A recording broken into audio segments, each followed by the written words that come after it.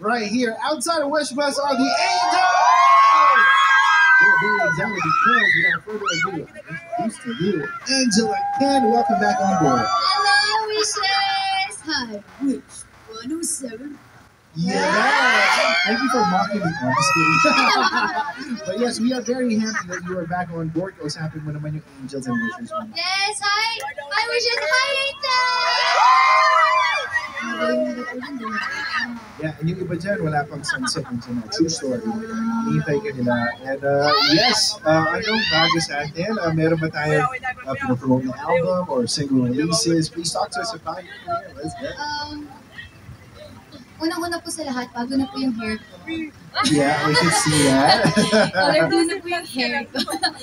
And besides that, I'm promoting my latest song. I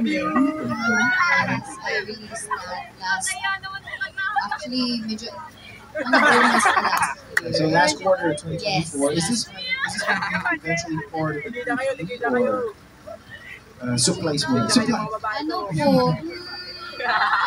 Next topic. Okay, sige, let's zero into that very song, Kulimlim. Yeah. You're a very powerful storyteller through your songwriting. Ano yung inspiration behind Kulimlim?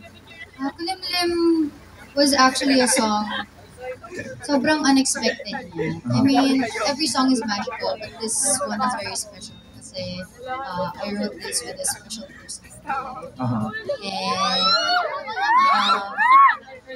I was actually struggling with my writing nung mga panahon ko. Parang walang bago sa akin. So I was really struggling. And then that person helped me a lot. Not just writing this song in all aspects sa buhay ko. And ginawa namin ito Kulimlim habang nasa biyahe kami. Mm-hmm. Sabi ko, nahihirapan na talaga ako. Hindi ko na alam na gagawin ko. Gawa ka ba ano? Kahit essay, paragraph, anything. Right. Tapos nakatingin po ako sa ulo. Tapos, makulimlim doon sa expressway. So, sabi ko, sige nga, gawin mo nga ng kanta yung kulimlim. Like, out of nowhere. And unexpectedly, nagkaroon siya ng malaking impact sa akin kasi the meaning of kulimlim is for those people who are struggling with their feelings. But what they have with the person na mahal nila is very uncertain.